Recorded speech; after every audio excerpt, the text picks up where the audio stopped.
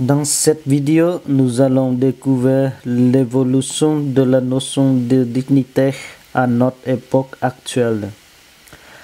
Conformément à la déclaration Dignitas Infinita Judicaster pour la doctrine de la foi, Bouclier 2024, numéro 14, 15 et 16. Aujourd'hui, le concept de la dignité humaine occupe une place centrale dans les débats éthiques, politiques et sociaux. Pourtant, la compréhension varie souvent selon les contextes culturels et philosophiques. La pensée chrétienne, en dialogue avec les développements contemporains, continue d'affirmer que la dignité de la personne humaine est intrinsèque, universelle et inaliénable. Ce texte explore comment cette vision s'exprime dans les documents internationaux, comme la Déclaration universelle des droits de l'homme en 1944 et comment elle est approfondie par le magistère de l'Église, notamment à travers le Concile Vatican II. Il souligne également que la dignité humaine ne dépend pas des qualités ou des capacités d'une personne, mais qu'elle est un don inhérent à tout être humain. De nos jours, le terme de dignité est souvent utilisé pour mettre en avant le caractère unique et incommensurable de la personne humaine par rapport aux autres êtres de l'univers. Cette idée est clairement exprimée dans la Déclaration universelle des droits de l'homme de 1948, qui affirme que tous les membres de la famille humaine possèdent une dignité inhérente et des droits égaux et inaliénables. Cette déclaration repose sur l'idée que la dignité humaine est un fondement essentiel pour parler de droits de l'homme.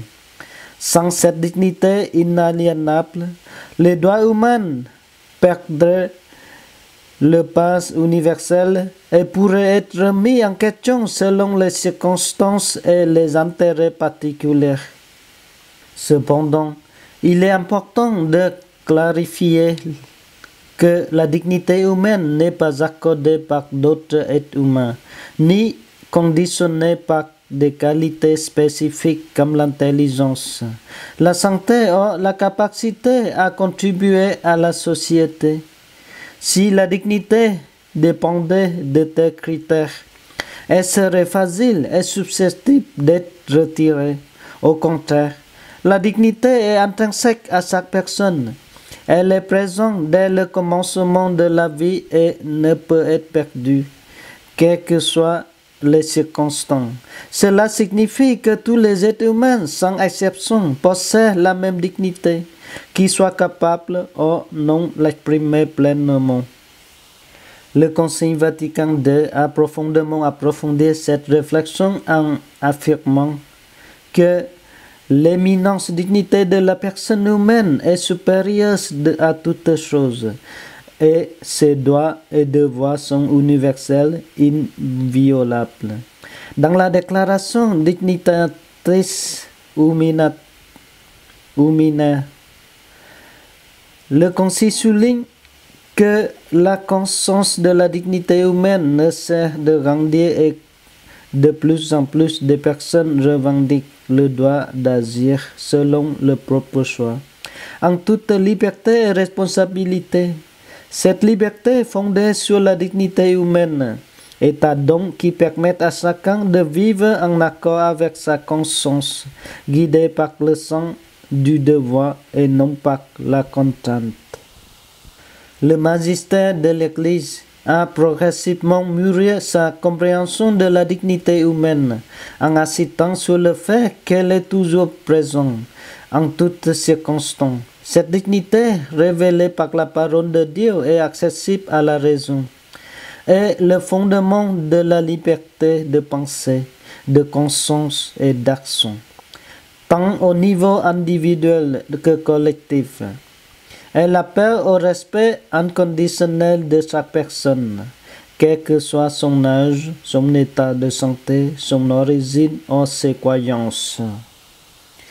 Pour résumer, de notre époque actuelle, marquée par des défis éthiques et sociaux complexes, la dignité de la personne humaine reste un repère essentiel. La pensée chrétienne, en dialogue avec les développements contemporains, continue d'affirmer que cette dignité est intrinsèque, universelle et inaliénable. Elle ne dépend pas des qualités ou des capacités d'une personne, mais un don inhérence à tout être humain, dès le commencement de sa vie jusqu'à sa fin naturelle.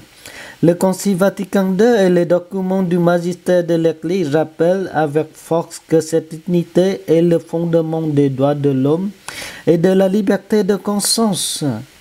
Face aux menaces qui pèsent sur la dignité humaine, l'Église appelle à une reconnaissance toujours plus profonde de cette valeur inestimable qui unit tous les membres de la famille humaine. La déclaration Dignitas Infinita nous invite à protéger et à promouvoir cette dignité en agissant avec justice, amour et respect envers chaque personne.